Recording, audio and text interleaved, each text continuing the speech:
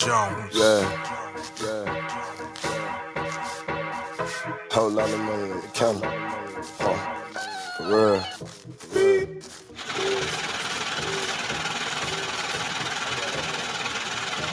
Hold up. I got a whole lot of money on the calendar. The nigga been counting, but I almost lost count. For real. Whole lot of money on the calendar. For real. I got a whole lot of money on the calendar. The nigga been counting, but I almost lost count. For real. A whole lot of money on the calendar, the nigga been count, but I almost lost count, for real. Got a whole lot of money on the calendar, the nigga been count, but I got a whole lot of money on the calendar, the nigga been count, but I almost lost count, for real. Got a whole lot of money, got a whole lot of money.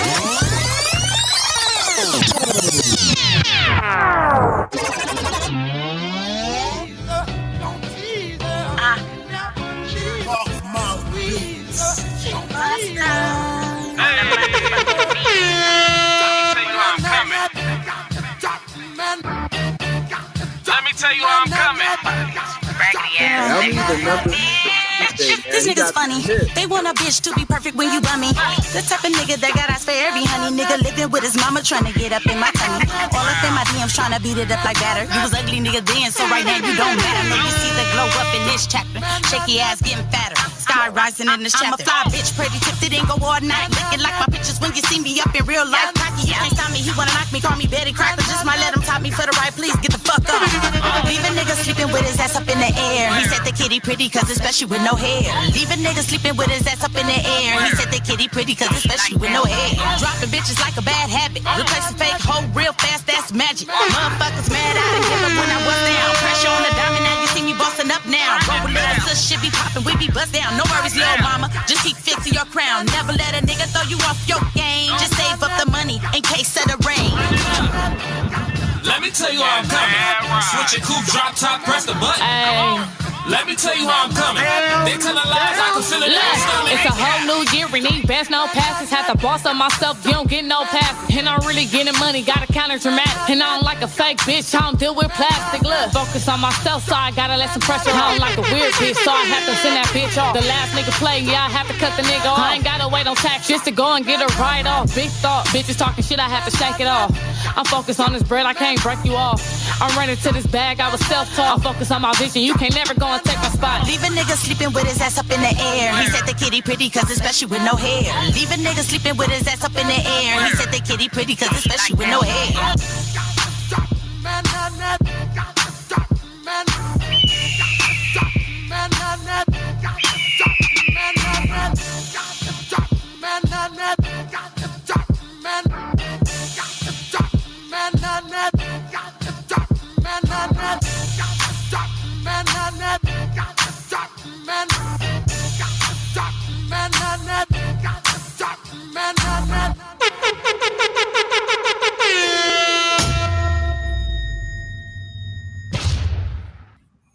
What's the deal? What's the deal? Welcome to the Cash Out Podcast. I'm your host, Clayvon, and of course, we got my man Brock on the ones and twos.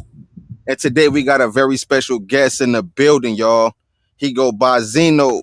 OSEHOBO, what's going on, bang? How's it going? Thanks for having me. I still feel like I said your name wrong, man. I appreciate that, man. I'll give you OSEHOBO. There you go. You know what I'm saying? Okay, because I'm like, man, listen. You were about to hear it from me, so I appreciate that. No, I got to get it right, man. You know what I'm saying? So, I just had to, I'm like, man, I got to get that right for my brother, man. But yeah, I appreciate you coming today, man. Give people a little bit of history about yourself and where you coming from. For sure, y'all. So, parents born and raised in Nigeria.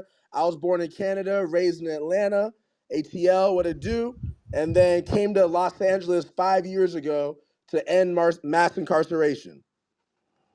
Man, that's what I'm talking about, man. I mean, we needed to get this in today, you know what I'm saying? Because it was real important, man. I think a lot of this stuff that we're going to talk about today is going to be good information for people, man. So off the muscle, we're going to get right into it. You know what I'm saying? I just want to know your story and stuff like that. So what inspired you to even start studying law in the first place?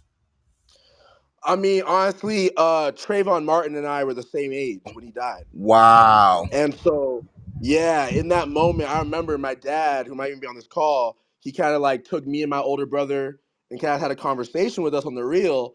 but me more specifically because I was 17. And so he like just broke down to me, and I know some people hear it earlier, some people hear it later, but in that moment, it really resonated with me, the fact that America isn't really out to help people who look like us. And Yeah. the people who kind of lived here and benefit off of the system here aren't really, you know, motivated, especially in a court system, to make sure that justice is done well. And so when that verdict came out, made my other friends were very confused. And my dad kind of brought a little bit of clarity to the situations, breaking down that this country has never been for us. You know what, man? I'm so moved by that because that day is a day that changed even me. I mean, I for sure thought that this was a hands down, it was a hands down case, It but was. the verdict completely threw me off. So the fact that that was your inspiration to get into law, man, this has just become more special to me than ever. This is like the most important interview to me thus far because that day showed me, like you just said, like, bro, this system ain't for us. This country not for us. So that's a very, very, very big thing to me, man. So, now that you are in law, you know what I'm saying, you taking care of business, you know what I'm saying? Did you have any fears when you got into it, knowing that we living in a prejudiced system? Honestly, I guess other people would, and I don't mean to like sound too proud or anything, because that's not it. I'm actually very humbled by my lack of understanding and how much more I have to go to get to my goal. Um, but in that moment, I'm unapologetically Christian, and my life is dictated by Jesus' teachings, and the grace that I've experienced has been because of that relationship with Christ. And so in that moment, like in my prayer life, in my prayer walks, God kind of made clear to me, I am giving you a calling to change and end mass incarceration. And so I guess to your question of like, did I really have any fear of, like, I guess for lack of a better word, failure? No, really no. The main thing that I was worried about was that I would take a very long time before I had any type of relevance where someone would want to listen to a young black kid like me. And this firm, again, like we see it as God's firm. Me and my partner, we see it as God's firm. We just work here. The strides we've been able to make in under 2 years, the impact we've been able to make, the rooms we've been able to be in, that's clearly from God. And so any fear that I did have along the way, it's definitely gone now. I'm just full force into the mission right now, man. And first things first, keep people out of prison. Right, right, right. I mean, again, man, that just snatched my chest out. You know what I'm saying? I wasn't expecting that. You know what I mean? You know how they say black don't crack, so I wouldn't go You know what I'm saying? But I definitely didn't expect you to be Trayvon Martin age and coming with that story, man. I'm moved like tremendously by that, bro, because again, that day definitely fully. I mean, I cried that day. Like I literally cried real Right. tears, and I don't even because I don't know Trayvon Martin personally, right? But it was like for every injustice that has taken place from the past to the present, like I cried for every last one of us that day. Like, damn, bro, we have to do something to protect ourselves better. You know what Right. I'm saying? So when I was watching that case, and I watched court like you know what I'm saying, basketball. I don't watch people watch basketball. I watch court. Like, you know what I'm saying? So, you know, so like I said, this was going to be definitely a great interview for me because I get to finally talk to y'all one-on-one, like off the record, just conversing. And, so it's like, this is a big thing for me. So looking at that case and then other cases like it, right? Because I, always try to keep up with the cases that go on with us. Does race play a major part in certain cases or do it be like, any case, like depending on who we are as people, like So here, yes, the answer is yes. Race plays a part in every facet of the criminal justice system, but also kind of just life in general. I mean, like let's be kind of frank about it. Kind of going a little bit from the outside the criminal system a little oh bit. yeah, definitely, yeah. Um, when those five like billionaire and their family got lost looking for the Titanic, that was a global mission to track them down and find them. While I can pull up the stats of minorities who have gone missing in the states, and I'm sure the investigations have gone nowhere on that.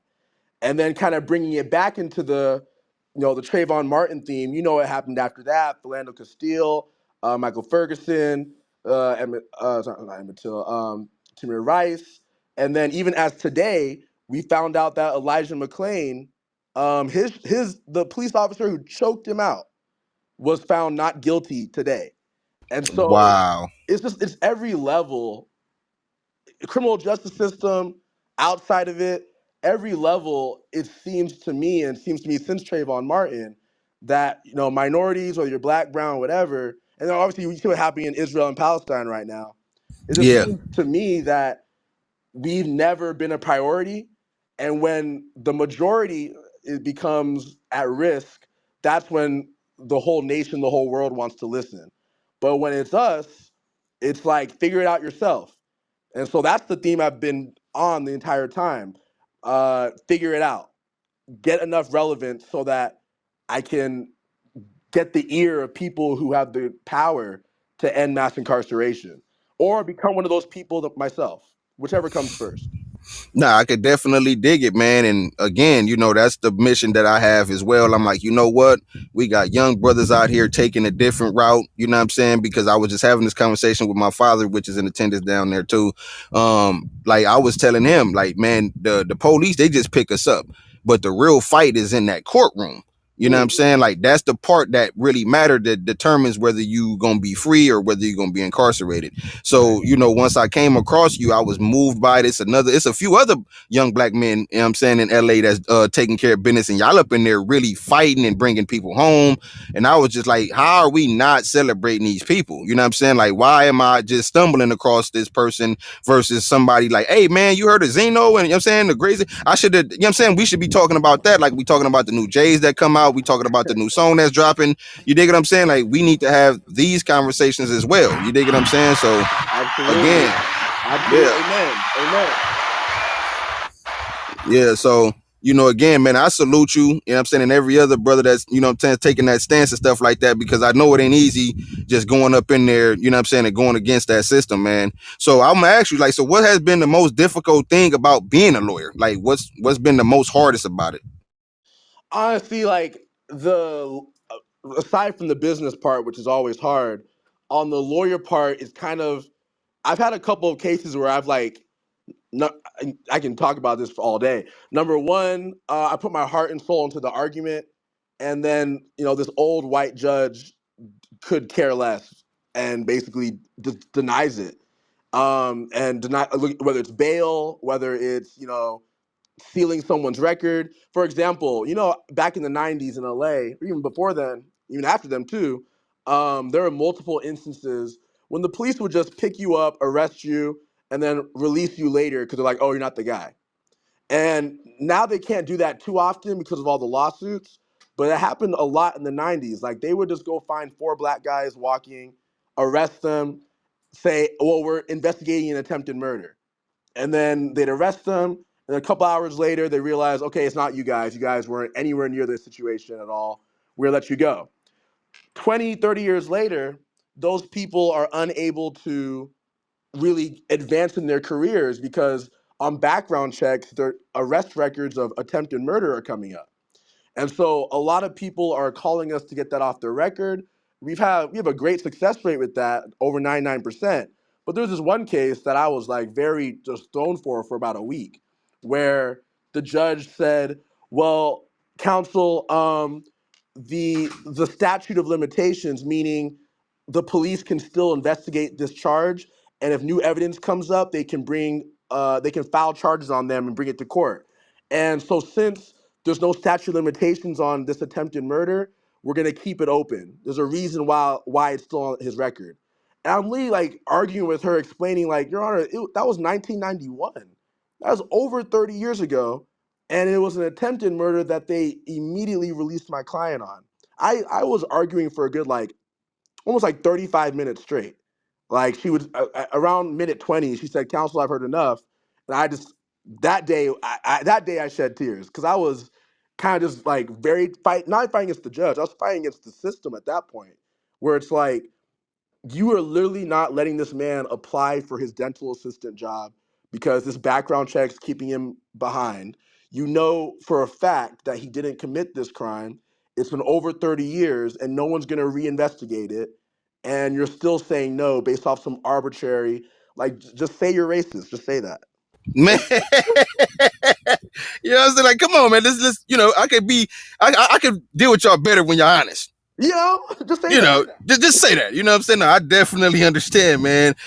So like again, man, I've been watching court like very closely. I mean, I was just watching sadly, man, Tory Lanez case and stuff like that, man. And even based on the situation was unfortunate, but based on evidence that was presented, based on how that case went, he shouldn't be in jail. I agree. You know what I'm saying? Like, he should not be in jail. You know what I'm saying? It was a sloppy case overall. You know what I'm saying? So my thing is like, just for, education's sake, man, how important is truth in court versus what you can just prove? Oh man, I'm gonna be frank with you. Our analysis starts with what they can prove, and then later after we figure out what they can prove, that's when we have a real conversation about what the truth is with our client, because it honestly, that's what matters more. Like, while we have great success in our cases, is because we're able to put together what's called a mitigation packet that basically explains our side of the case, the strengths, the weaknesses, the opportunities for resolution, and the threats. But also, what we mainly try to do is point out how the elements of a crime can't be met. If we break that down and we obviously put exhibits with it and layers of character, it's about a 40-page document that we can present to the prosecution. I would say like 7 out of 10 times, or at least with us, that's God's blessing, the prosecutor sees our side and it leads to a resolution that everyone's happy with. But there are some times where it's very clear. Very, very, very clear. I'll give you another example if you don't mind. Yeah, Okay. go ahead. I was in Riverside County last month, and I have a client where his fiance is deaf, and so she requires a sign language interpreter. And usually, it's either him, my client, the defendant, or it's her mother who translates for her. Basically, they got into a little argument. My client leaves the house. Now, my client's fiance was worried that my client had stolen her phone. So she goes over to the neighbor's house and says, "Hey, can I borrow your phone?" And the neighbor can do sign language too. So, "Hey, can I borrow your phone? I think my fiance took it. We're in an argument right now. I'm worried." She says, "Yeah, sure." She takes the phone, somehow is able to communicate to her mom to come over. Her mom comes over, okay? On the way over, the mom calls the police and just lies and says that my client beat up her daughter because she's never, her daughter is an Asian American, and so her mom has never liked my client who's African American. And so on the way over, she says, "This is my chance." She lies, says, "Hey, he beat my daughter. I'm on my way over that right now to help her." She gets over there. My client's fiance finds her phone, so realizes that my man never took it, and tells her mom, "Hey, like, why is the police here? We're all good. I have my phone. He left to get some air. Tell them that we're all good." Mom goes directly to the police and sign language for them that, yeah, she just told me that he beat her up. Just straight up lie. Wow. My client's fiance doesn't know any better because she's obviously saying it in English, speaking it. So she doesn't know what's being said. And then the police officer will say something back, saying, "Okay, where did he hit her?" And the mom will go back to the fiance. She'll say, and just say something random. And then they'll go back to the police saying, "Yeah, I said hit her in the face." So basically, all these lies, all these lies. They arrest my client, who unfortunately has prior strikes. You know how that goes. He has Yeah, them priors, boy, them they stick hard. priors in Riverside too, man. Yeah, and they got a high conviction rate out there. Because they will push you to a plea, and I'll tell you how. That's literally the story, man. So basically, he has priors like a robbery from 11 years ago. He's changed his life. him and his fiance have a 1-year-old together, and my client's basically the primary interpreter for the family, for doctor's appointments, for all these things. And so, like, it was very detrimental to their family for him to go into jail. So he goes into jail. We do our bail argument. We're able to basically get him out for a week. The judge in Riverside said, "All right, how about this? I'll reduce bail from 200,000 down to 50,000, but he has to post bail by next week, or he has to go in." It was some weird condition that only Riverside does. I said, "Okay." Yeah, they do got weird conditions out there. Weird ways to keep black men in jail. This is Yeah, mass you're not incarceration. lying about that. And so my clients, win the battle. He's thinking about the war later. He's out, okay, for the week. I get in contact with my bail bondswoman. I say, connect with him. She gives him a discount, everything. Basically, on that next week, we go in there and wasn't able to pay even with the payment plan. So again, this comes down to money, not even innocence or guilt, right? Like, you're innocent till proven guilty. He hasn't been convicted at all, but we're talking about him going into jail or not if he pays a certain fee. That's America right there. And then he gets there, he's like, "I can't pay." I'm like, "All right, you know what? I'll try to resolve this today." Because luckily, in a week, I was able to get a statement under penalty of perjury from the mom saying that she lied about everything and she never saw anything. It was very clear. I go back with the judge and the prosecutor. I present to them the letter. I say, literally, your only witness is this mom who just admitted to lying. That's your only witness. Not the victim herself, not the fiance, not the neighbor. The only person who said something happened was this interpreter, mom, and she's now walking it back. So, for Mm, those reasons, okay, let's drop the case. They have the discretion to dismiss it. They didn't dismiss it. They said, if you want dismissed, you have to go win at trial. And so I told my client, "All right, you have two options, okay? Because I'm like very, very confident if we go to trial, I'll get you an acquittal, you'll go home." Unfortunately, that means you have to go in today, though, because you couldn't pay the bail. If right, if you go in, I'll promise you, I'll go as quickly as possible to get you a trial. And quickly as possible in America is 2 months. right. He'd be in He'd be in jail for 2 months. He'd be fired from his Costco job he works 50 hours a week at. He was in trucking school. He had 2 weeks left to go to graduate. He obviously wouldn't be able to graduate from that. He's a primary interpreter for his deaf fiance and their 1-year-old child, so he handles everything for the family on that. All that would be impossible if he had to go and prove his innocence, basically.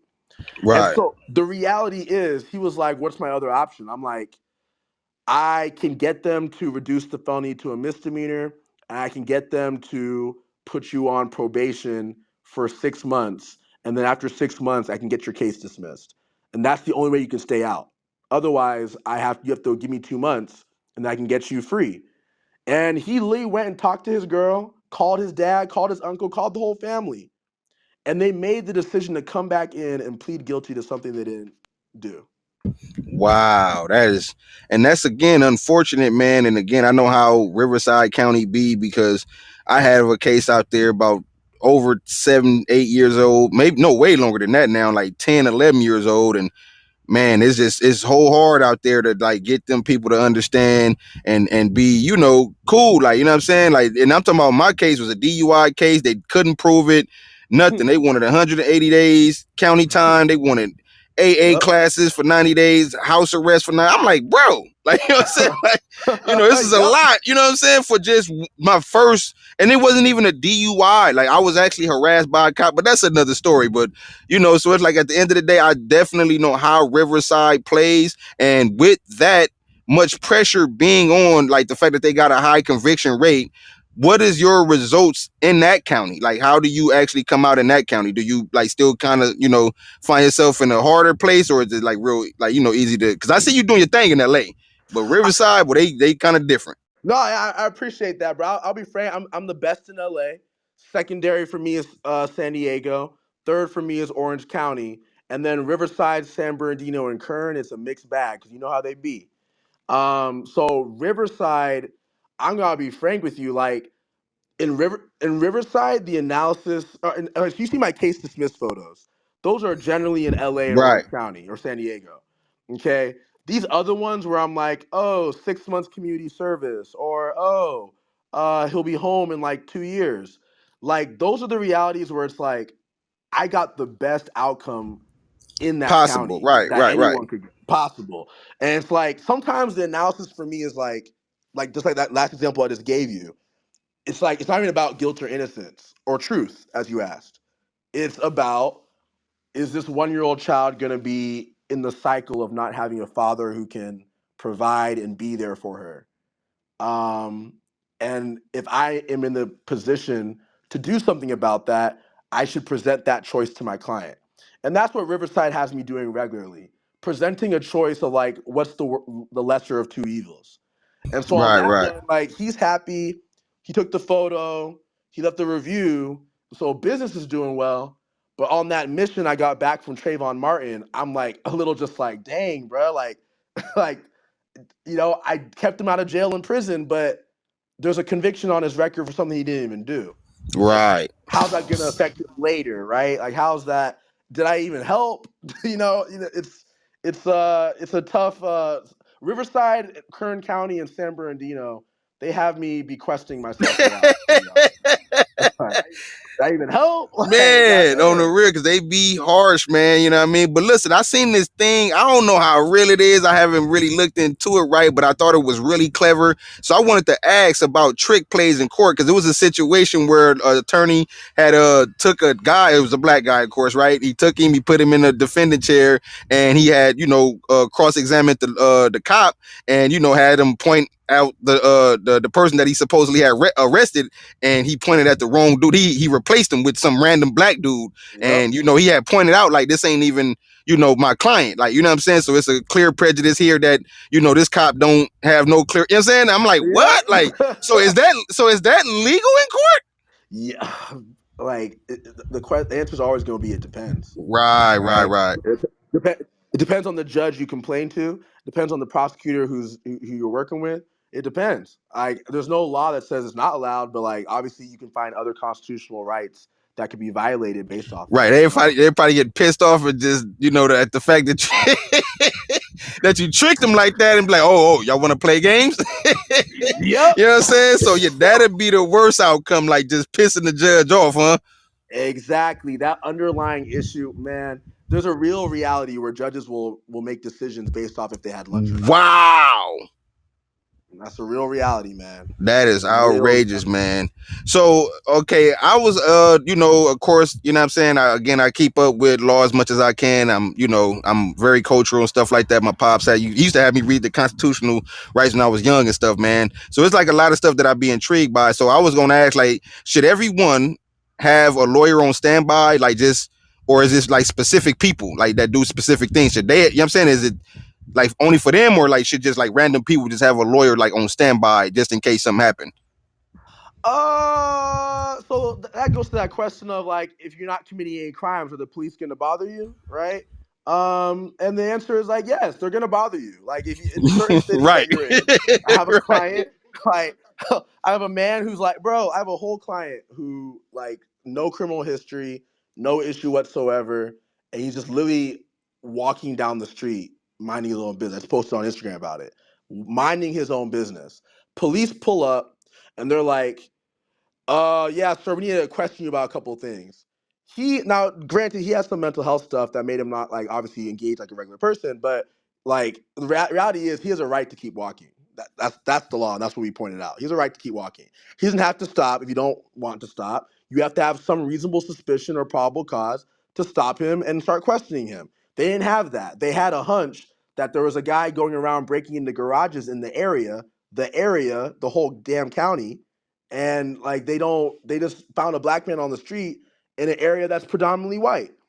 They go up to him, grab his arm, he like freaks out, jerks his arm, boom, that's resisting arrest. Now he's being tackled, tased, and transported to booking. And that man is a whole therapist, like a whole Wow. therapist. He has some, again, like he's not like schizophrenic or anything like that, but like like a lot of people who have autism or on the spectrum are actually very brilliant people who end up being like lawyers and doctors sometimes.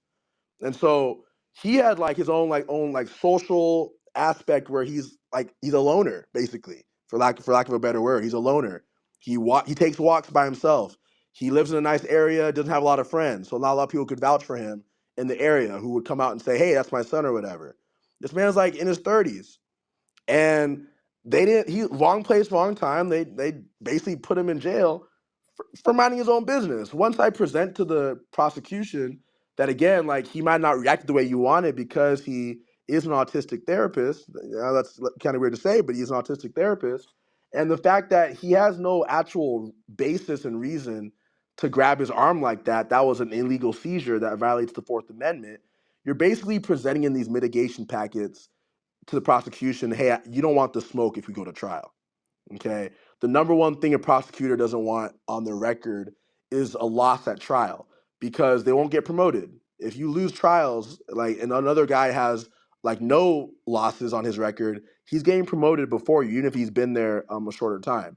So you can always play to that, basically that strength with the prosecution, basically breaking down to them what a trial would look like, how they would not be able to prove their case. And that is what allows us to get those case dismissed that you're seeing on Instagram. Because Oh, eventually, okay. yeah, appreciate that. Appreciate that. Eventually, the prosecution, I mean, sometimes like they're like, all right, let's go. I don't care. I live to put black and brown people in prison and bring them on. But majority of them, like 7 out of 10 of them, are going to say, okay, like, you know what? I'm not trying to be the person who spends weeks preparing for this trial, knowing full well I'd probably lose. And that allows us Right. to get, the resolutions that we get. So. Nah, most definitely, most definitely. So if again for education purposes, can you like slightly explain case collaboration? Because I see that you do that and stuff like that. So like what would cause you to make the decision to like be like, you know what, I need to collaborate with another attorney on this case to make it more effective? Like what are some of the things that make you make that decision? Absolutely. So the number one example that I regularly have to come up with is crimmigration, the cross of criminal law Mm. and immigration law. And so I have clients who DUI, I got a DUI.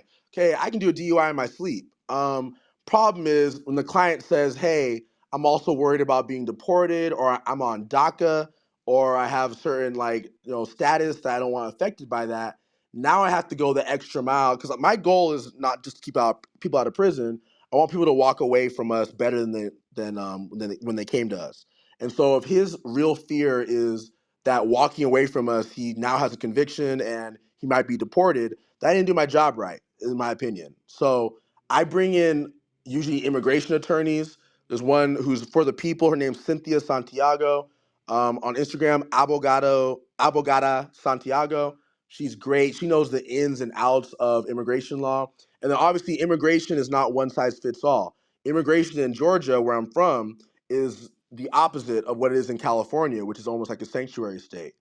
And so she can tell me like the ins and outs of that, and that helps me come up to a resolution that my undocumented client is looking for. Another example is federal law. In state law, like I talked about, the cops will arrest first and fact find later. That's how they see it. While in federal law, we're talking about Department of Homeland Security, talking about DEA, talking about FBI. They're going to investigate, tap your phones, and follow you for a year, put together the police report, which is not police report, but the entire report, investigative report, which is going to be maybe like thousands of pages, and then they're going to come and charge you. And at that level, when they're that prepared, I've only been doing this for 2 years. Don't think so big of myself that I don't think I can do that by myself. Like, no, I would go get my mentor, Austin Dove, who's been doing this for 30 years. He's a board certified criminal defense specialist, born and raised in Compton, whose wife is also a congresswoman who has passed a lot of laws that help us. I bring him in, and so like these are basically when I'm weak, I case collaborate to become strong again. Right. No, that's very, because I was like, that was kind of like, okay, I want to know more about, case collaborations and why it was done and stuff like that. So no, that definitely makes total sense, and I'm glad that you are always like strategically approaching stuff. I mean, again, I think Tory Lane should have hired you. He Maybe called. you. Oh, he He did. called. He called, and so did Nipsey Hussle's killer, Oh and so wow. did Boozy down in San Diego. But I'm just so Nipsey Hussle's killer speaks for itself. You represent Yeah, him. right. Come on now. I'm trying to live. I just got married. My wife is around. I'm trying to stay safe. So that No, works. for sure. Boozy, he just didn't. I called back. He didn't answer. And then on Tory Lanez, he was like, look, he wanted like a team of 5 attorneys, and I don't work that way. I'm like, all right, Right, right, whatever. right. And so that's kind of where we're at with that. Also, I'll be frank with you. He's on the call right now. We had a paralegal who's a super fan of Megan Thee Stallion, so he was not having it. He was very adamant no, so that worked out there too. But yeah, he should have called us, man. Like, I mean, he should have hired us. Now I think about it, because the attorneys that are working for him now, they're not doing the type of things that we would have done. They need to get a full new investigation on top of that, because there's a lot of reasonable doubt that came out of that Yeah. case, and that appeal writes itself. So I'm kind of surprised that like he hasn't got his hearing yet to like fight this yet. To be Yeah, frank. now that's crazy, man. I mean, so, but yeah, we're gonna take a small break real quick. I appreciate everybody coming through. You know what I'm saying? Make sure y'all don't go nowhere, because we'll be right back with y'all. DJ Brock, let's get it, bro. We'll be right back. We'll be right back. We'll be right back. After this break.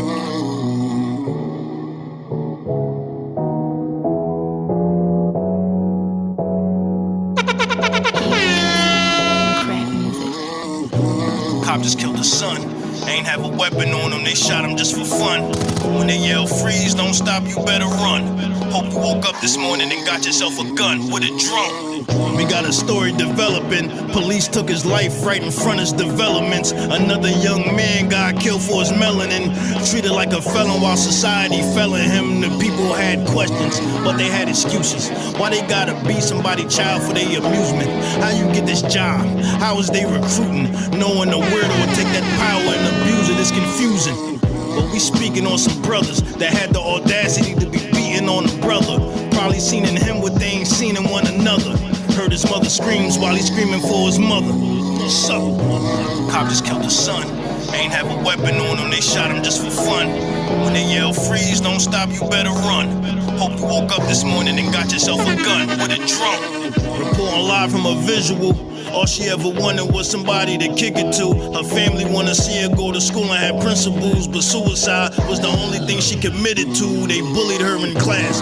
Wonder why she's skipping it. Wonder why nobody would help her when they would witness it. Take for something real to happen for them to give a shit. Hypocrites. In a sense, they took her innocence with ignorance.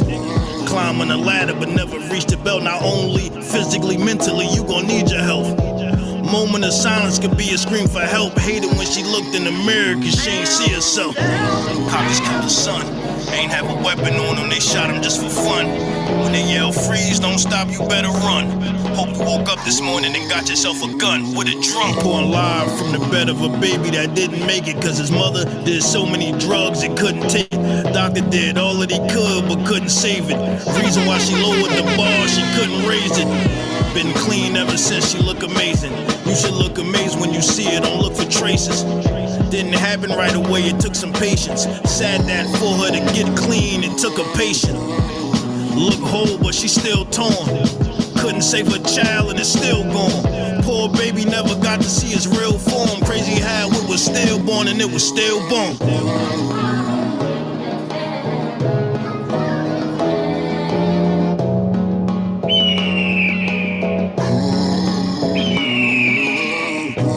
Cop just killed his son. Ain't have a weapon on him, they shot him just for fun. When they yell freeze, don't stop, you better run.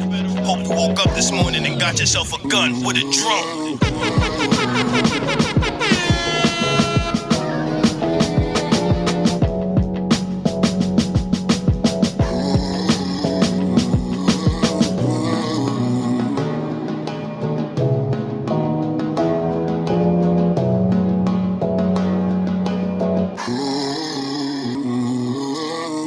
Welcome back to the Cash Out Cash out. Cash out. Cash out. podcast.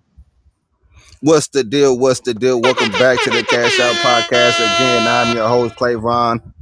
And again, that's my band Brock on the ones and twos. That song y'all just heard right there, man, that's my band Tev Chosen, man. It's called Breaking News, out on all platforms right now. You know what I'm saying? Make sure y'all go grab that, you know.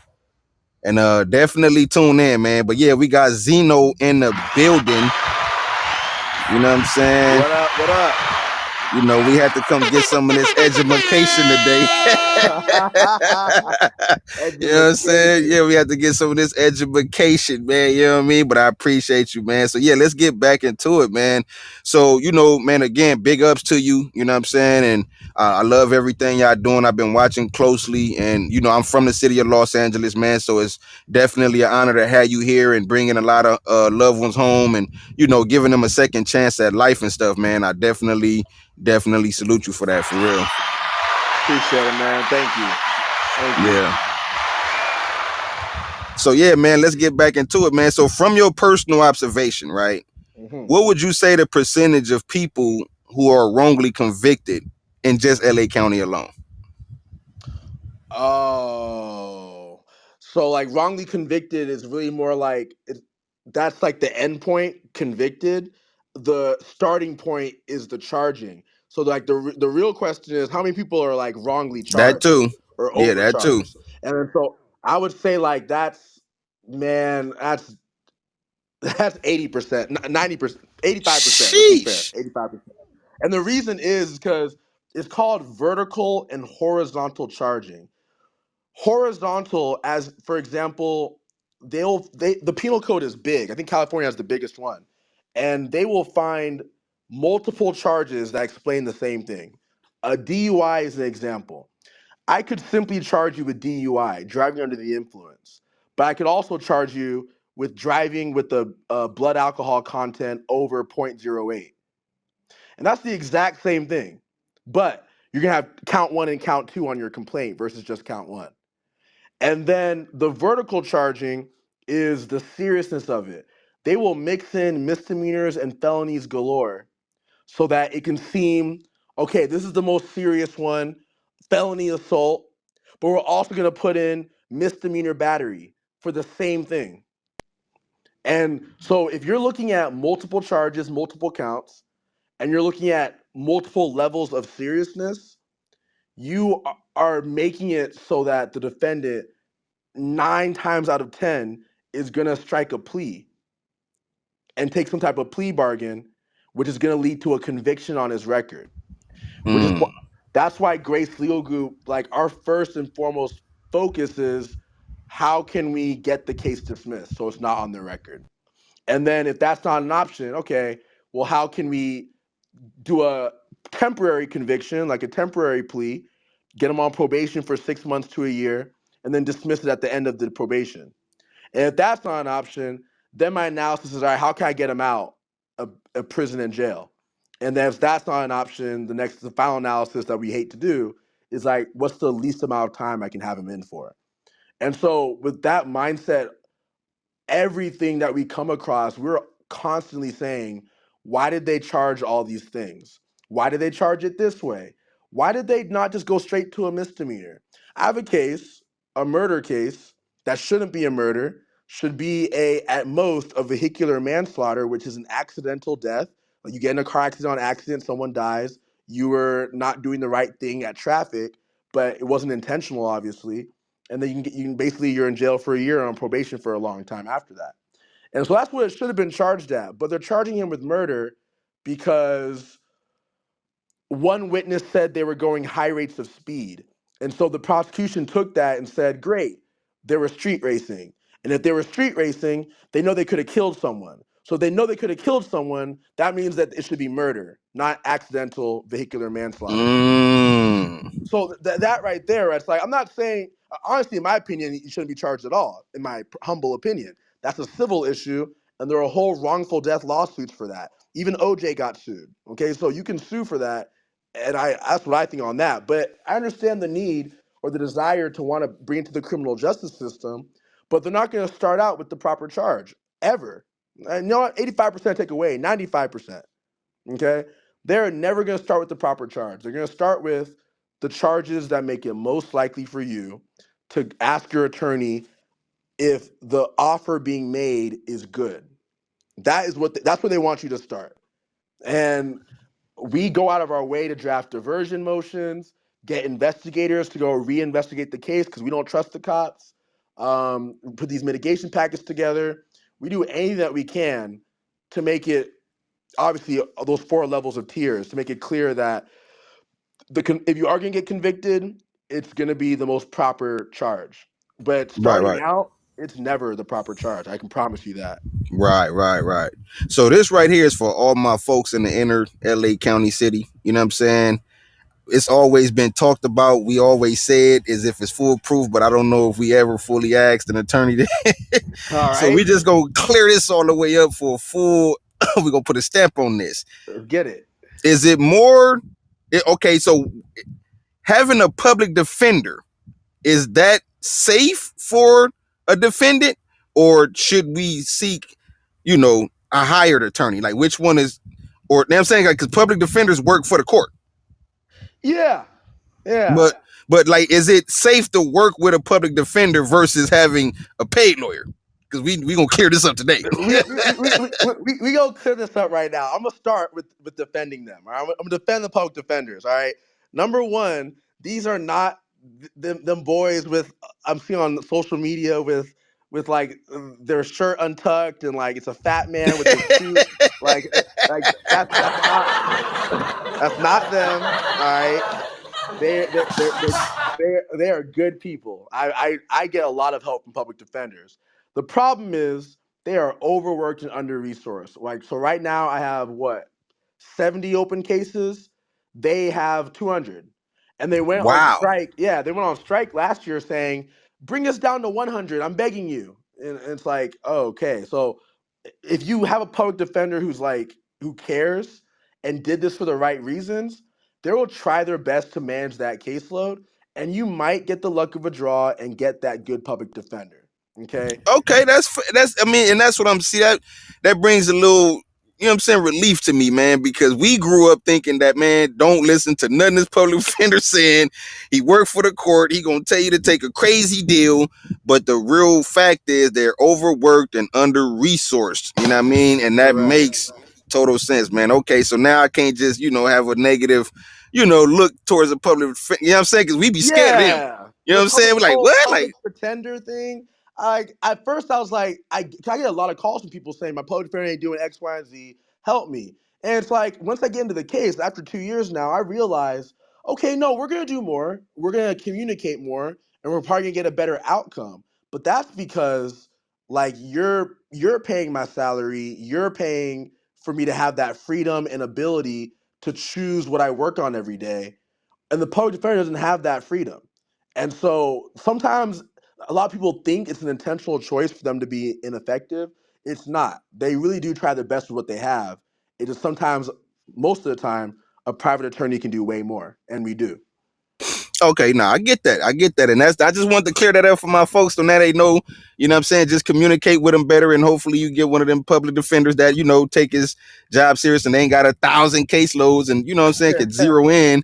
Okay, so that it makes sense, you know what I'm saying? Because I just thought they always, I thought they was like for the court. Like, I thought they would like just cut deals with the court and just like, oh, well, we don't care. Get him out of here. You know what I'm saying? So we would always be like, we need, you know what I'm saying, a paid lawyer because the public defender don't care, not knowing that he's really just being, he like a cashier at a grocery store. You know what I'm saying? Right. Like, you know what I'm saying? So it's like, a cashier, I like to call them sometimes the ones that I deal with that you're talking about who are bad. Short order cook. Right. They're like, order up. Order up. Here's the offer. Right. Okay. The offer is 180. You should take that. Right. On the real. Yeah. On the real. That's why they just, throw you out there fast, man. So yeah, I'm glad you was able to clear that up for us, man. Because again, that has been a conversation that we've been having for so long. Because I've been in and out the system, bro, since I was a kid. And I'm again, that's why I'm like, attracted to court the way I am, not because I mean, I probably should have been a lawyer, but my life went the way it went to school. But I still appreciate what y'all do because it's the part of the fight that matters the most to me. You know what I'm saying? Whether you stay in there or you come out. You know what I mean? So, And man, our slogan is with grace, like God's grace, there's mhm. always a second chance. So hit my line Right. about getting your record cleared. Right. Most definitely on the real. So I see you got your partner, man, Jordan. You know what I'm saying? Y'all out there, you know what I mean? Y'all collabing, y'all coming together, y'all making it look good, man. I appreciate that, man. Is Jordan from here as well, or where did he come from? Like, Yeah, so and how did y'all end up meeting up? Jordan, born and raised in Palmdale. Okay. Yeah, so he's from California. And we met at Pepperdine Law School our first year. There were about 160 people in our class, and 4 of them were black. So Wow. yeah, and then actually 2 of them were Nigerian. So I'm one of them. So it was like we connected naturally. It's only 4 black people there. You know what I mean? Right. And that's what I'm saying. We need more. And I mean, again, because for you to say you Trayvon Martin age, you know what I'm saying? I don't need to ask your age, but I know I'm older than you. You know what I'm saying? And that's Yeah. like, to me, it's like, man, that is so dope. Like, you know what I'm saying? The fact that y'all took another route, you know what I'm saying? Because we complain a lot as people. I will admit, we complain a lot as people, but if we don't have nobody on that side to fight for us, then what? Right. You know what I'm saying? So it's like at the end of the day, like, yeah, man, you know, I'm happy that y'all took that route. And, you know, again, I'm been keeping up with what y'all doing, and y'all bringing brothers home, left, right.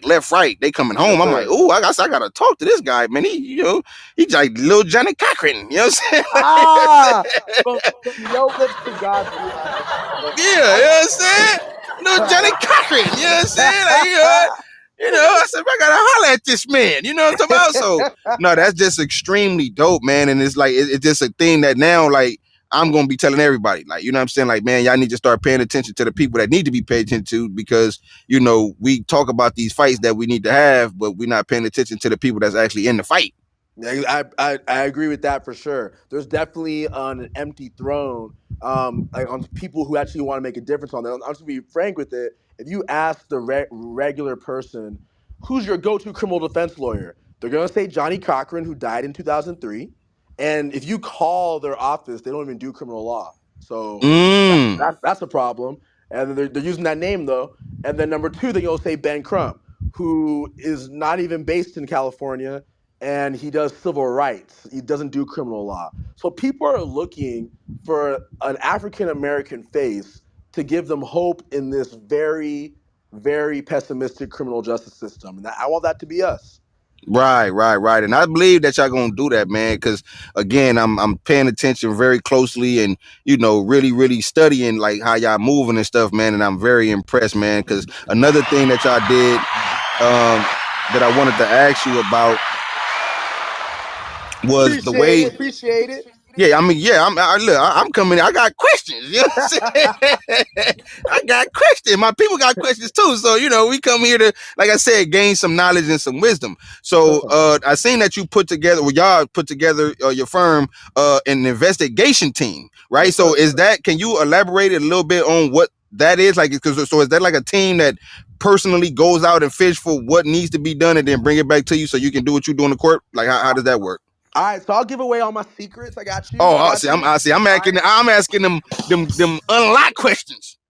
Yeah, you really get into it. Okay, so historically, you have 2 options for investigation. Okay, you can get the $20,000 super rich attorney who won't return your phone calls because he's too big for that, and Hugh will have an investigator on retainer because that's part of why his fees are so high. And so you'll get that investigation that people talk about and see on TV. And then on the other side, you have the public defender.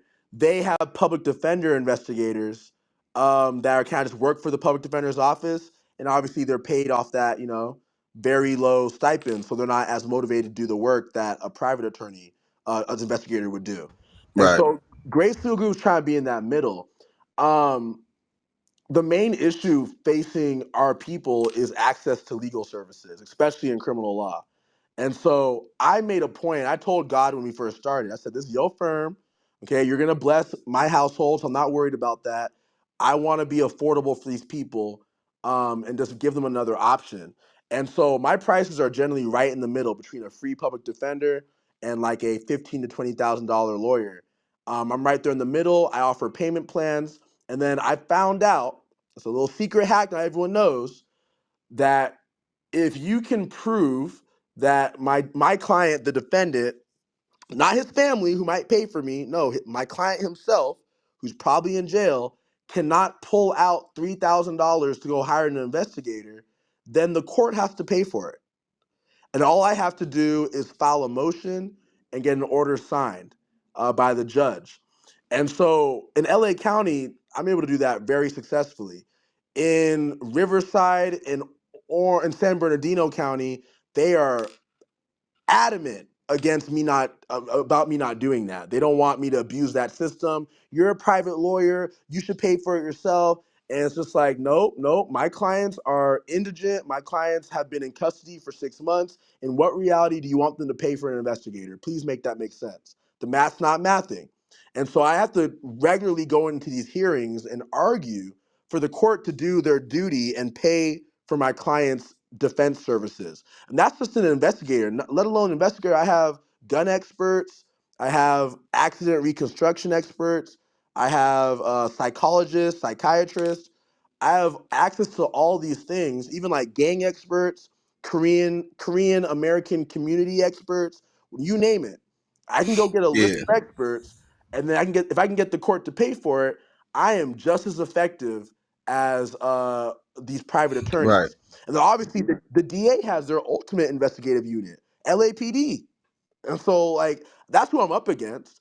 I can't have my client go broke just so that I can have the same amount of investigative power as the DA. Right, right. Because the reason I was asking about that part specifically, because I felt like, again, just using as an example with the Tory Lanez Megan case, I don't feel like they investigated that shit properly. Like, because the fact that they had GSR on them, both of them, but they tested him for DNA and fingerprints, his wasn't there or inconclusive, and then they just didn't test her at all. Like, how was that? Then, like, what was that? Like, you know what I'm saying? So it's like, Absolutely. And I would have got a police procedures expert to go in there and testify to how they did everything wrong. And they didn't even do that. So they really should have hired us now that I'm looking yeah, back. that's what I'm saying. Like, because I'm like, bro, that's no way that should have slipped past them or been okay. That they didn't, test her also for DNA and fingerprints of the weapon as well. So I'm like, again, that was just one of the things that I wanted to know because, I could see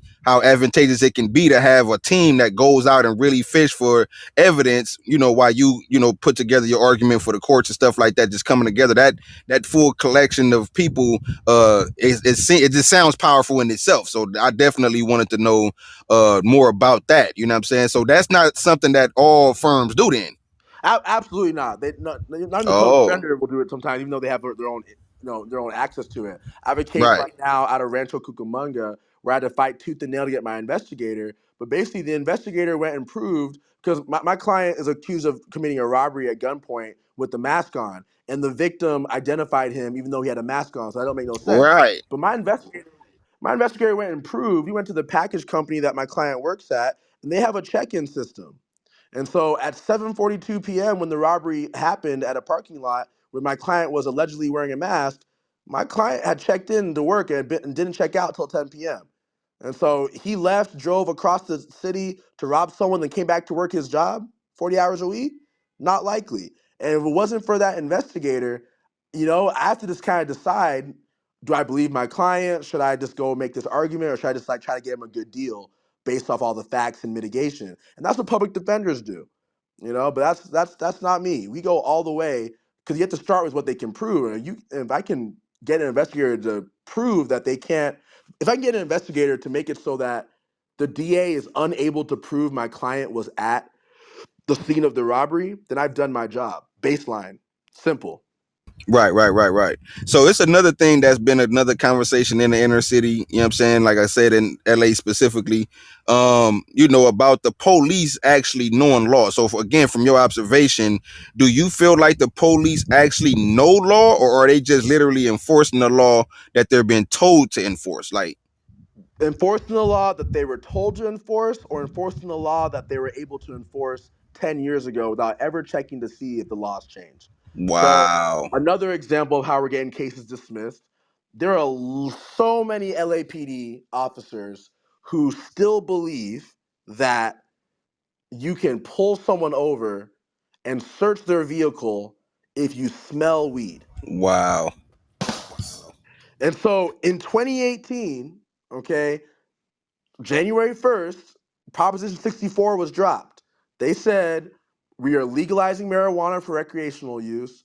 You can have up to six pots, planted pots at your house, and up to 28 grams in your vehicle, which necessarily means, right? If I smell weed in your car, that no longer alone is enough to be like, there's drugs in the car.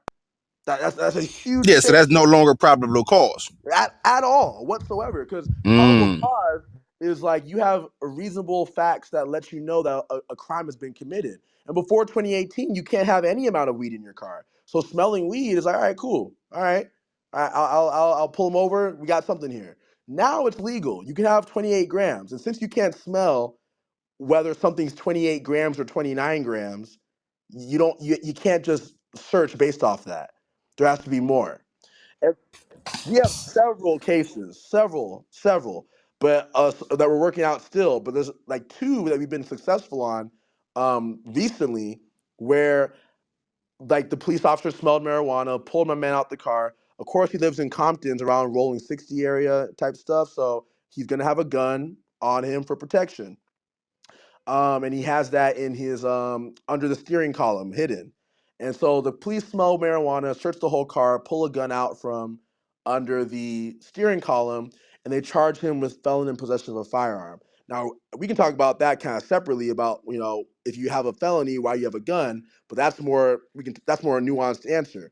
But the main issue is that he had the gun and he was arrested for having it. But that's a violation of his Fourth Amendment rights. He was illegally seized. He was illegally searched. Right, illegal search and seizure. Exactly. That's their Fourth Amendment, illegal search and seizure. We drafted a motion to suppress. We make the argument very clear. We break it down like a chalkboard. Your Honor, there's no probable cause to search his car for narcotics if he didn't have any basis to think that there were illegal drugs in the car. And the cop will go up there on the stand and puff his chest out and testify. I smelled marijuana. And I'll let him say that. I'll make very clear that's his basis. I'll play with him a little bit. I'll say, so let me be very clear. Your basis for searching my client's vehicle and finding the gun was the smell of marijuana. And he'll say yes. And I'll say, all right then, I'll leave it at that. No further questions. And then at closing, I'll say, Your Honor, you heard from himself. He said he smelled weed. You can have 28 grams in the car. So if he smelled even 1 gram, how's that a basis for him to search the car? Judge agrees, grants the motion. The gun is suppressed as fruit of the poisonous tree. And if there's no gun, then there's no gun charge. Case dismissed. Wow. And see, again, this is stuff that people got to know, you know what I'm saying, that need to know, especially, like I said, in the city that I live in, because we have a lot of police presence. And, like you said, a lot of these police are still operating in the older days where, like the early 90s, again, they was able to see us, profile us, jump out on us and, just searching us, and they ain't got the right to search us. And, but a lot of people are waking up to the law, too. A lot of people, I tell my friends all the time, like, man, y'all got to stop being ignorant of the law. You know what I'm saying? Learn how to protect yourself of, what's going on out here. So it ain't always a matter of just challenging the police, but like, nah, like, bro, you can't just do this. Like, you know what I mean? Right. And standing up for that. You know what I mean? At the end of the day, I understand we black and they might, because I learned that the police are not to diffuse nothing. They don't know how to diffuse anything. If it's escalated, they stay there.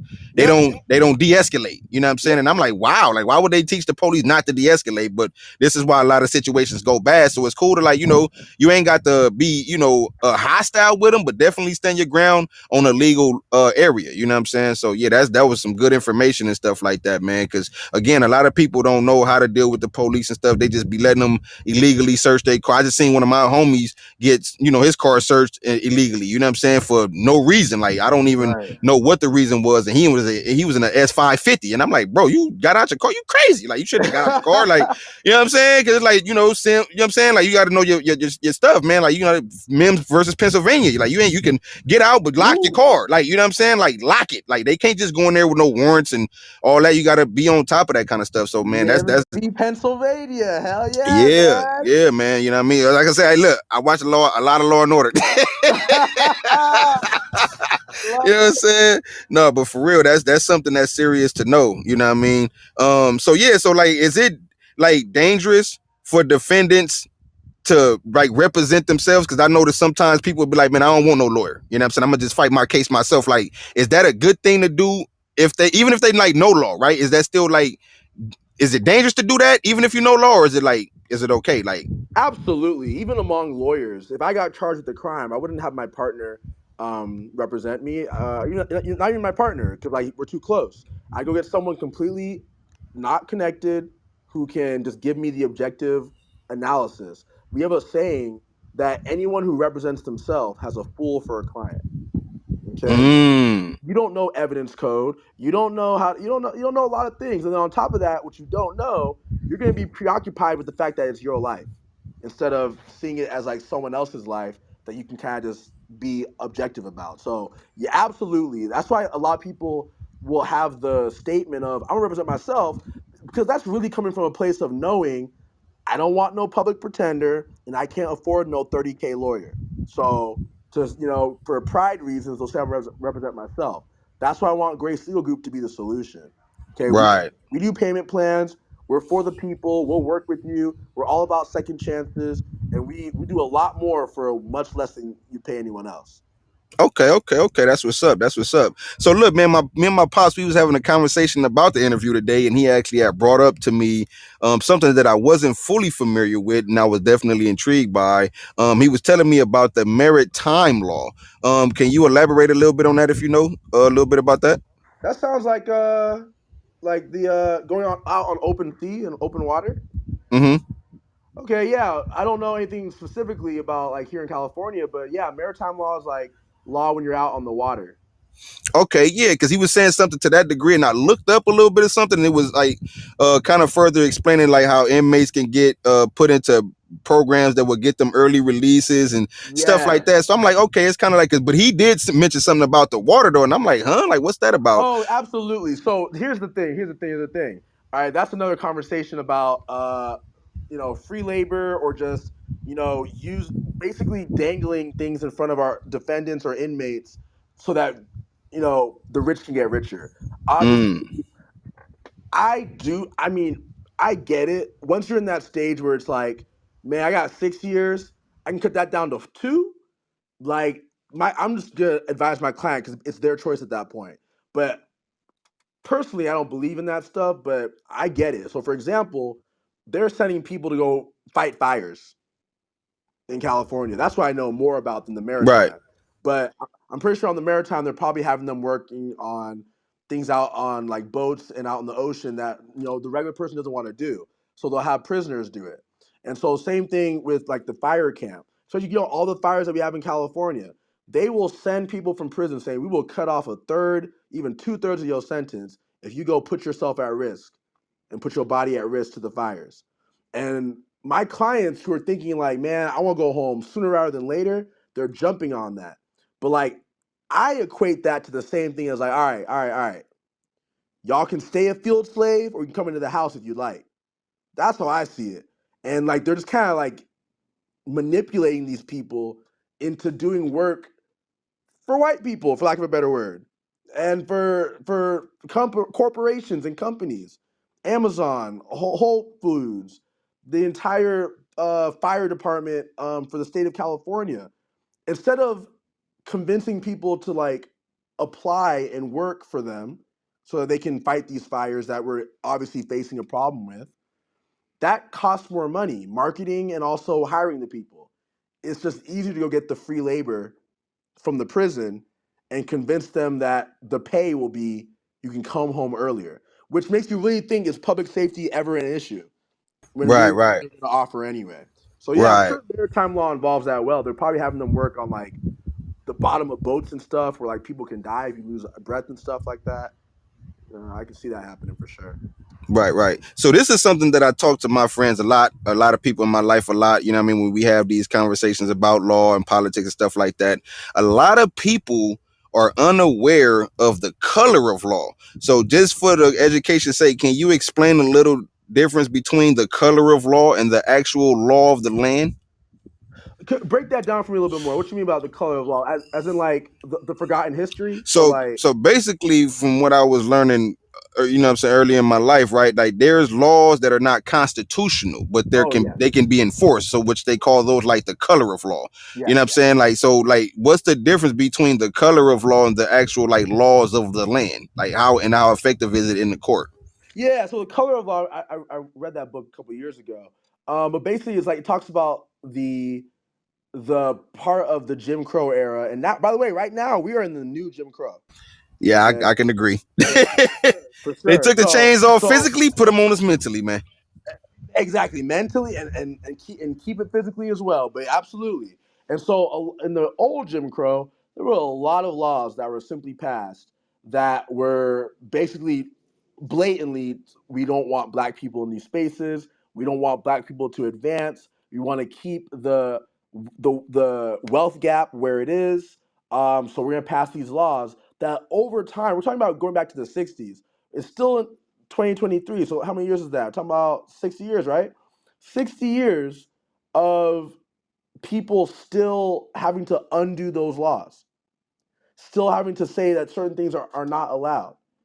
The example I can think of that right now is still going on is so three strikes law came out in like 1994, and that was there's some states that did three strikes law, but obviously the country did it as well too, and that was based off the crack epidemic. That was based off the Len Bias law, when that basketball player overdosed from crack.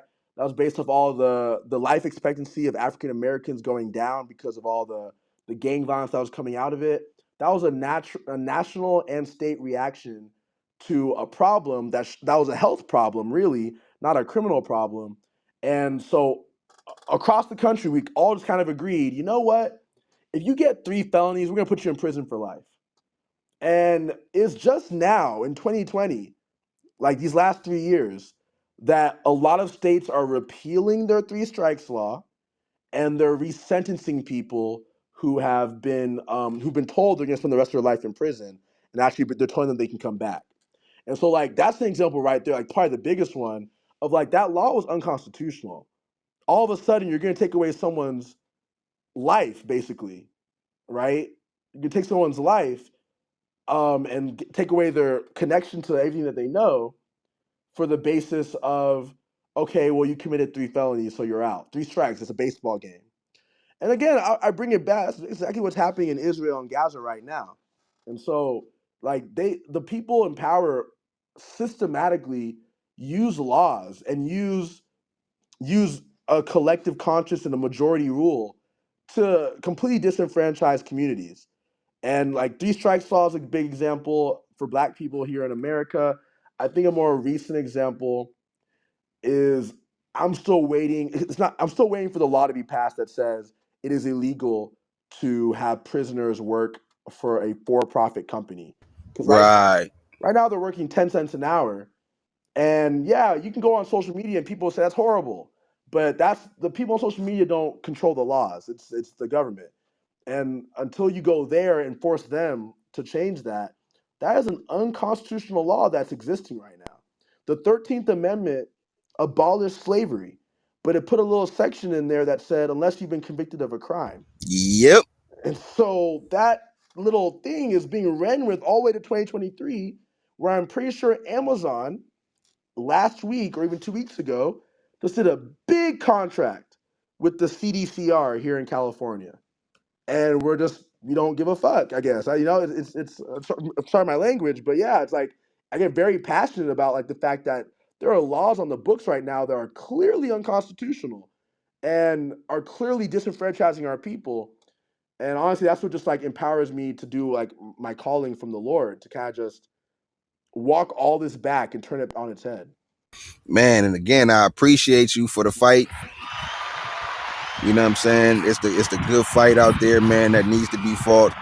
And like I said, your position in it, man. I mean, I'm gonna do even more. You inspire me to even do even more to bring awareness to what these injustices are, and because I fortunately got a lot of friends that's incarcerated and have been incarcerated, and my age, younger than me, and of course older. You know what I'm saying? And like you said, man, prison is big business. You know what I'm saying? And I try to get my younger homies to understand, like, bro, it's a whole system out there on how to get your ass there. You dig what I'm saying? Like, Right. even public schooling. Like, you feel me? It was crazy to me how I was able to,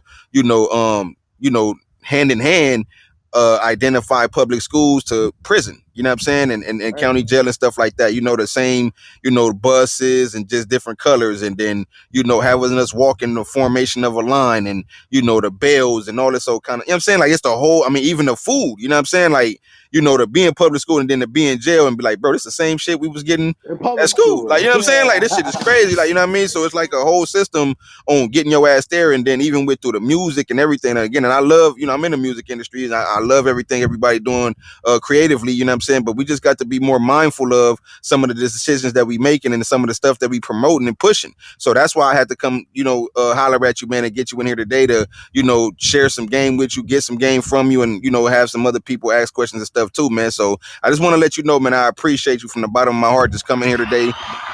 And Thank you, man. Thank you for having me. And honestly, like, let's connect after this. See how we can help the community and keep this education going. I appreciate you having me, man. Honestly, and thank you for letting all my people come on. My wife, my boy Trey, Josh, Caleb. I appreciate yeah. it. Yeah, so look, Tobias. we're gonna, we gonna open up the floor a little bit because I know they probably got some dope questions, you know what I'm saying, that I probably didn't ask, man. So we're gonna holler at my man Brock straight out of North Carolina. Brock, man, gonna holler at ZINO one time. Yo, Zeno, what's up, bro? How's it going? Hey, man, I am doing great, man. Just listening to, man, all of the knowledge, man. I've learned more just from this interview, bro. Uh, just your mindset, your heart, and hearing you first start out the conversation and talk about your relationship with Christ. I'm one of them dudes too, man. I'm one of those not only believe, but I believe in actually acting upon what I believe in. And what you're doing, bro, is speaking volumes of acting upon what you believe. You I definitely got appreciate that. a servant's heart and a servant's mentality, bro. And I commend you for that, bro. Right? Like Thank you. before I Thank even you. say anything else, bro, you got a servant's heart, bro. I hear it in your tone. I hear it in your countenance. I hear it in your desire to do things to help people, bro. Cause servants don't serve themselves, bro. they No. don't they don't serve themselves, bro. And we both know. Just I'm sure you know it. A man that desires to be great in the kingdom must become as a servant. I Right. hear it coming from you, bro. And I look. Just what I learned alone. I like all of any questions that I might have had, bro. The magnitude of knowledge that I heard you drop from the beginning of the questions to right now, bro. Man, look, you not only are you look as a man. I ain't even talk about you being black. You do what you do because you're a man who happen to be black. Okay, Appreciate you that, happen to man. be black, and I thank God for the fact that of your willingness not only to do things to defend anybody, but being a black man and seeing the injustices and knowing about some of the things and knowing people who have gone through some things, bro. That I have an even greater appreciation for. Um, I just want to commend you, bro. I mean, the Lord be praised for what you're doing. Any question that I might have had, just hearing you express yourself and your desires and what you're doing, the things you put together as a team, the whole nine. The only thing I ask, are you thinking about taking this, taking your team like United States wide, like worldwide, bro? Because there need to be more people doing the things you're doing in the ways with the ways and the mindset that you got, bro, man. I mean, I'm just honored just to even be in the room to hear the conversation, bro. I mean, Well, I just want to say thank you so much for that, bro. I appreciate your words. Honestly, like your compliments, I give them straight to God because I wasn't like this before I gave my life over to Him in 2017. And so I had the amen. Trayvon Martin back in 2012, but then God solidified the mission for me in 2017. So I'm thankful that you're able to see it. I appreciate that. To answer your question, We global, baby. I want a All right. Grace Legal Group team in every single criminal courthouse in the world. Yes, sir, bro. I mean, look, I'm not. I would say that I'm surprised, but I'm not because because who because who you're serving and who you're striving to honor, bro. He doesn't honor himself with dishonor. I'm just gonna stop right there. I'm gonna stop at that moment. He does not honor himself in dishonor. He honors those who honor him. So I'm just gonna stop right there, man, bro. It's been such a pleasure just to be in the room. I appreciate your knowledge and sharing, man. And I know I'm gonna go back and listen to this again, bro. I mean, anybody who missed this, man, people needed to be in here to hear this, bro. I appreciate you, bro. You know, I just pray Thank you, you. bro.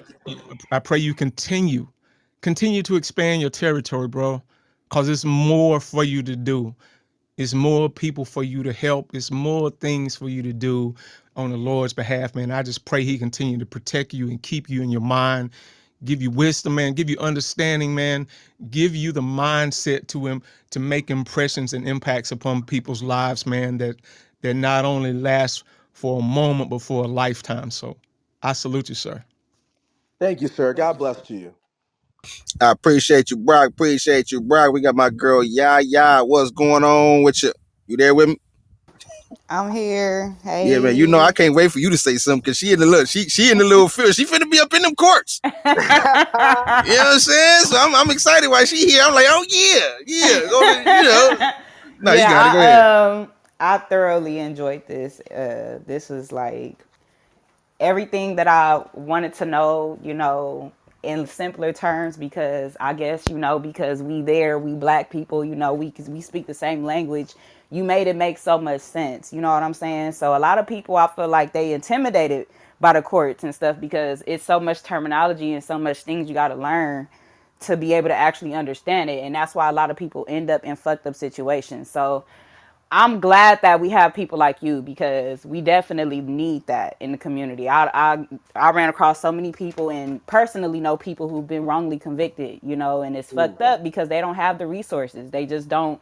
They taking whatever they can get, and Right. they just gotta accept it. And it's they fighting, they ain't giving up, but it's still the situation of just the point that we got to do this. Like, it's fucked up and it's never been fair for us. So, thank God for people like you that's really dedicating their life to this because who gonna speak for us? Like we got to have somebody do it. You feel me? And I'm studying to be a court reporter, so I'm definitely gonna be in that field where Yes, yeah. sir. So I'm definitely gonna be around. That's hard, man. We I getting our still don't people get how up y'all in type. there. I still don't get how y'all type, man. That's hard. Good Yeah, job. it's like a video game because it's like you definitely are like listening and trying to catch everything that's being said. But like one thing Clavon always points out to me is that you got to be a real good listener because this is somebody's life. Like you can't play with that. You feel me? Like you can mess up a whole situation by you not being accurate in what you hear. You know what I'm Right. saying? So that's been vital for me, especially like, being his friend. He always makes that like a very important thing for me to like really keep note of. And like I'm in school and I'm halfway done, but like I'm really realizing like I have to dedicate my all to this because especially if I want to be someone who, like you said earlier, like you don't want to have no failed trials because that's mess up your reputation. Like I don't want to have a situation where my lawyer or whoever I'm working for can't count on me. You know what I'm saying? So I Right. have to take what I'm doing very seriously, and I appreciate the fact that you take what you do very serious. It's not just a job for you. You're actually passionate about the people you're helping. So Right. that's definitely dope. And I definitely want to work for a black firm. So You are lying. I'm Hey, definitely gonna be looking for you like in the next year or two because I'm passing speed tests now, trying to get myself together because 2024 is gonna be a great year for me when Amen. it comes to school. So Amen. yeah, so I just want to give you your flowers. Like, I appreciate this interview. Like, this was really, really dope. And yeah, you just basically like open up doors for people not to be intimidated by the courts. Because even for me, like, I'm a young LA chick coming out of, the hood, and I'm going to these rooms where I'm gonna feel a little bit uncomfortable, and I don't want to feel like that. I want to know what I'm hearing. I want to, I don't want to feel like, oh, because I'm a black girl that I should tuck my tail. Like, I don't want to feel like that. And I know I'm gonna be around a lot of people who don't look like me. You know what I'm saying? So this was very good, and I'm just sending you a lot of flowers, and I want you to grow, and I want your business to grow, and I definitely look forward to like any type of future. If I run into you again later on in life when I'm in LA courts, then I'm definitely gonna remember who you are for sure. Hey, well, I appreciate you. Thank you for the flowers. I'll be praying for your success in 2024. God has already cleared the courtroom that you're going to be in. So just finish your part in the natural. He'll do his part in the supernatural.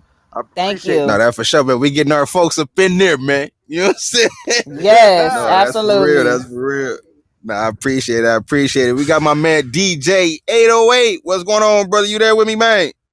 Man, I want to tap in so bad, but it's Tuesday. It's late, man. I gotta go DJ, but I do appreciate this interview, man. A lot of knowledge been thrown out there, and like you said, getting our people in there. We need us to represent us, because who else gonna No, do that's it? for sure. That's for sure, man. I appreciate you, man. I have a great night tonight at the gig.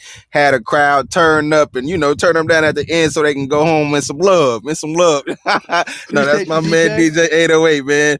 We got my lady Claire, you know what I'm saying? My good friend, man, all the way on the other side of the world in the building. Claire, you there with me? She probably at work or something. I don't know what time it is for her right now. It probably, she on the next, she in the future. We in the past. She in London, so I don't know what time it is over there, but she's here. You know what I'm saying? But so Okay, shout got out to Claire, man, on the real for just being here. We got my pops in the building. I don't know if Pop, you there? Mr. Clavon, you there, sir? He probably working or something too. All right, so we gonna keep it going. We got your wife in the building. Anna, how you doing? Yeah, well, no. Oh, look, there you go. No, don't you dare. Look, you gotta wake your game up, man, before you mess your name up, man. Hi, I'm here. I'm good. Everything is going well. I'm really proud of ZINO. I learned a lot too from this podcast. And I had a question that I think a lot of people ask you, and I think it's an interesting topic. Does it matter to you if you know whether or not your client actually committed the crime? How did I not ask that question? Yeah, it doesn't matter to me per se. It just I do want to I want to know what their response would be to the question. That's really what I care more about. Not necessarily if they're telling the truth or not. I kind of just want to know where we're starting out because if I can kind of if for example it's a murder case and someone from the jump is like I did it but let me explain to you what happened, okay, then that's a much more smooth representation and we can be much more upfront about strategies than if my client there's a lot of evidence that points that my client was involved and my client says I don't even know who that person is, which I have another case just like that. And so I don't really necessarily care if they did it or not. Like again, with grace there's always a second chance. I'm assuming they were overcharged. They, in at bare minimum, if they did do something, they deserve to have proper representation next to them, making sure their constitutional rights aren't being violated, and making sure that someone is explaining clearly to them what's happening.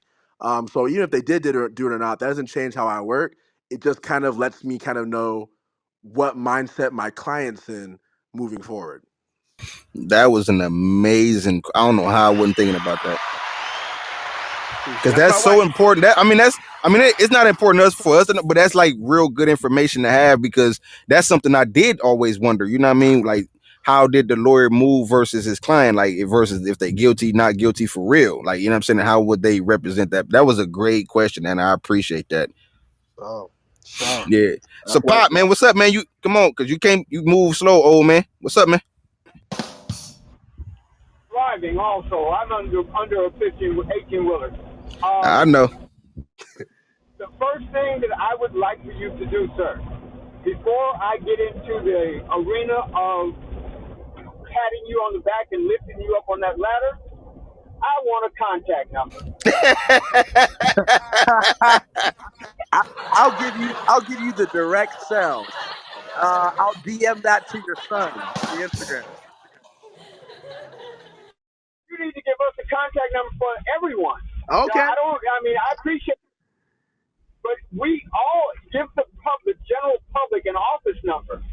I don't mind calling the office. Okay, cool. I'll put in the chat, but it's 818-650-1744. Just dropped it in the chat. Okay. All right. Now, I'm gonna get to like I said, I don't want to spend the next 30 minutes patting you on the back because you deserve every bit of it.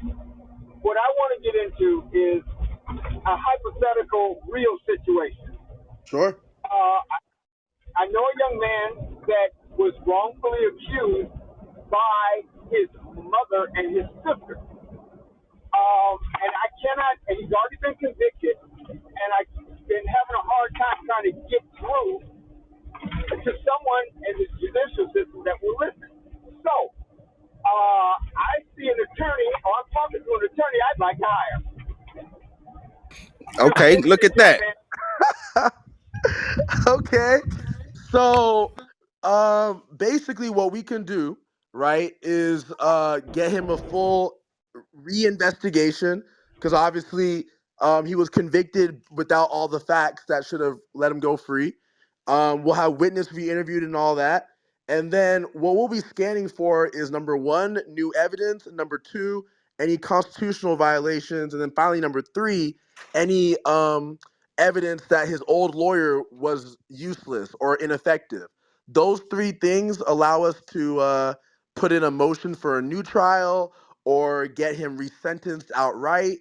So that's what we'd be looking for. And then but we can have a consultation for free, no problem, before we even talk about prices and such. Well, I need to know when we can get that consultation. Sure. So just call that number and we'll schedule that ASAP. We got consultations every day. So just call that number anytime and we'll schedule that for you. Okay, is there a answer service on thing? Because I want to leave my info. I need to move forward on this ASAP. Okay, well shoot then. Let me put my personal number in, Clavon's dad, and you call me, you text me directly, and we can have that conversation tomorrow morning. Or even tomorrow night. Okay. That works for me. Perfect. There you go. Again, I want to. I don't know if there's enough words in the dictionary that I can use to tell you how proud I am of you for what you're doing. I feel the same.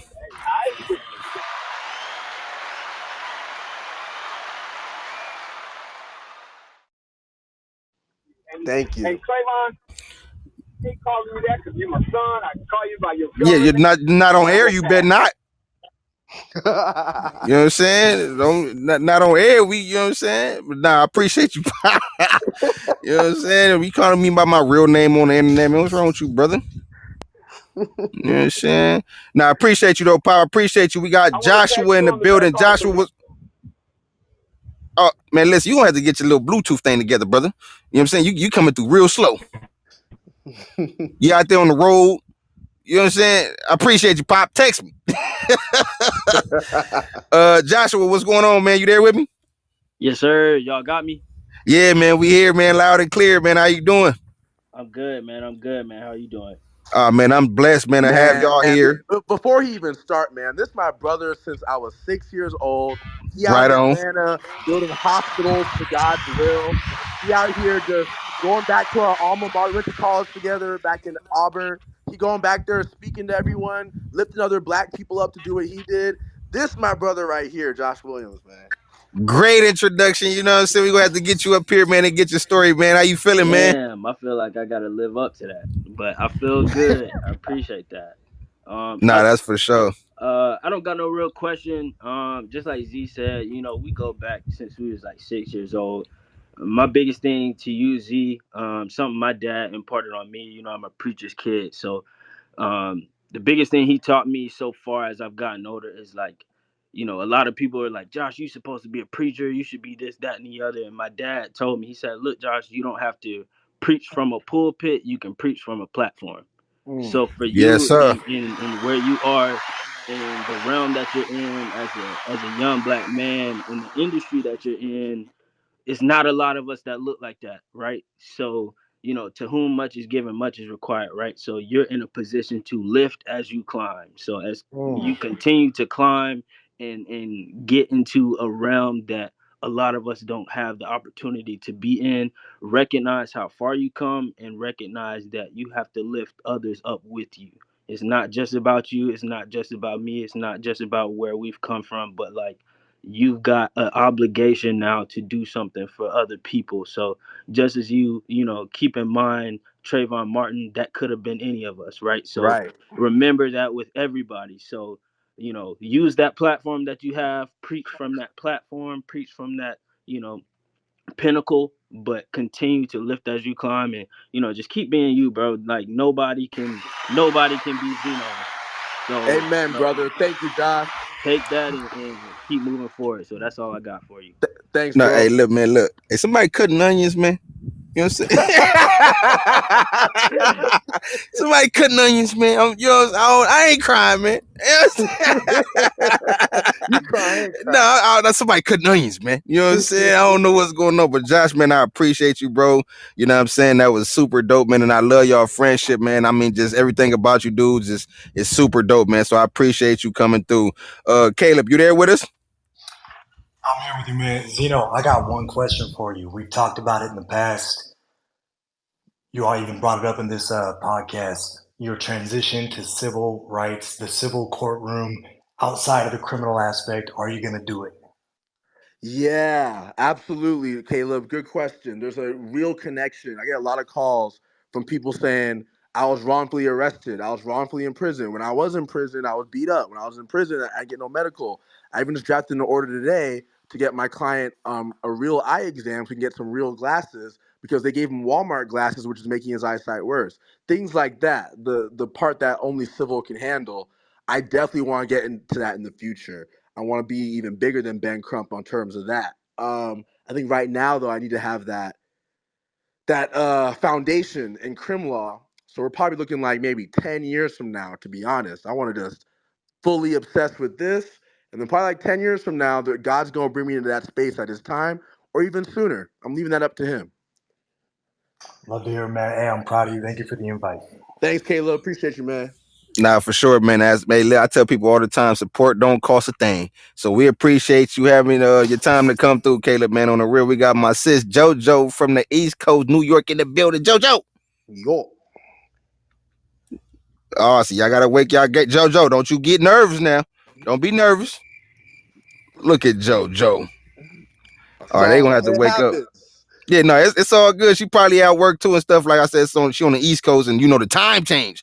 Man, I've been off. That time change Oh been whooping me, yeah. man. I ain't gonna lie, man. I need to pay more attention to that. You know what I'm saying? Because I was up last night till like 5. I'm like, what's wrong with me, man? Oh, it's dark in Time Manhattan change. You right know what I now. mean? Yeah, right now you're right. You know what I'm saying? But listen, Zeno, I appreciate you, man. Taking out the time to come talk to us, man. I mean, again, this has been thus far the most informative interview that we've done. I know a lot of people probably be, when they look at my platform and look at what we do on Instagram, they might be, thrown off at, like, I do, interview a lot of like artists and stuff like that, but it ain't about just art. I just come from the music industry, so it's like, yeah, I know a lot of them people, but I'm here to just, hear the voices of the people that I feel the world should hear. You know what I'm saying? And allow y'all to tell y'all story to everybody, because it's important for us to be aware of the real fight that's being fought out here. You know what I mean? Because we would have these conversations where they think people like you don't exist. So now I got an argument. Like, what? What are you talking? What you mean? Is black excellence going on out there? You know what I'm saying? You know what I'm saying? Like, now I got something to say back. So don't tell me it ain't no black excellence going. It is. You know what I'm saying? I know. You know what I'm saying? On the real, man. No, that's a real thing though, man. But again, I appreciate you, taking out the time to come holler at us, man, and giving us some education, man. And God bless you and your family. And You know, may y'all continue to grow and prosper, man, at everything y'all do, man. Man, thank you, sir. Honestly, I appreciate you letting me come on. Thank you for inviting my people on. I love the way you hosted this. You know what you're doing, man. This is a calling for you as well. And honestly, I didn't get the vibe that you only had artists. I got the vibe that you wanted Black voices to be heard. So that's why I was able to reach out and that's why we were able to do this. So please have me back and thank you. Nah, man, I appreciate that on the real. You know what I'm saying? But yeah, y'all can catch us here every week at 5 p.m. Pacific Standard Time, 8 p.m. Eastern Standard Time. Again, I am your host, Clavon, and that is my brother Brock on the ones and twos. And until next time, man, God bless y'all. Stay focused, stay vigilant. DJ Brock, get us out of here, bro. Are you ready for the music? Are you ready? Are you sitting comfortably? Then we'll begin.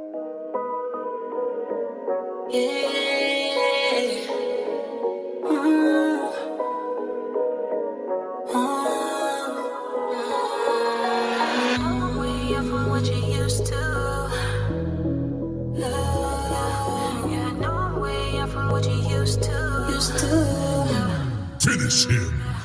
I know I'm way up from what you used to, but you be rocking to my shit like you're supposed to. This how I'm coming, this how I'm bumming. Too late for running, no running now. Gotta come with it now. You can't deny, be a success and make my whole family proud. You can't deny, this is my life and I'm gon' live it out loud. You can't consider it a blessing that you never could guess. You can't, I know the love is real because I came unexpected. Yeah, I stand before you naked, just as real as can be. And yeah, I grew up with them white boys in the neck of the streets. I get me love for them boys off the block of 13. And yeah, they boarded up that basement back where I used to sleep. I still go there, it reminds me who I'm destined to be. Broken toilet pipes over my head, went right in the beach. Many nights I cried so hard, woke up I couldn't even see. I had to pull myself together, ain't no time to be weak. So it's fucking in my ways, get up on the stage. You ain't stepping in nobody's shoes, just taking your place. Lose your mind and shake your fucking fears, remember the pain. Remember your name. I know I'm way up from what you used to, but you be rocking to my shit like you're supposed to. This how I'm coming, this how I'm bumming. Too late for running, no running now. Gotta come with it now. You can't deny, be a success and make my whole family proud. You can't deny, this is my life and I'm gon' live it out loud. You can't consider it a blessing that you never could guess. You can't, I know the love is real because I came unexpected. Gotta go out there and get it, no matter who with it. Giving zero fuck about opinions, be about your business. My homie put me on to some new fashion, boy, check my linen. They know if they put me up in position, they know I kill it. If you ain't talking how to check this bag, I won't even listen. You better know that I'm the CEO, I make all my decisions. When they ask you who I am, everything you've been missing, yo. I know I'm way up from what you used to, but you be rocking to my shit like you're supposed to. This how I'm coming, this how I'm bumming. Too late for running, no running now. Gotta come with it now. Be a success and make my whole family proud. You get it, this is my life and I'm gon' live it out loud. Just consider it a blessing that you never could guess. Yeah, I know that love is real because I came unexpected. Yeah.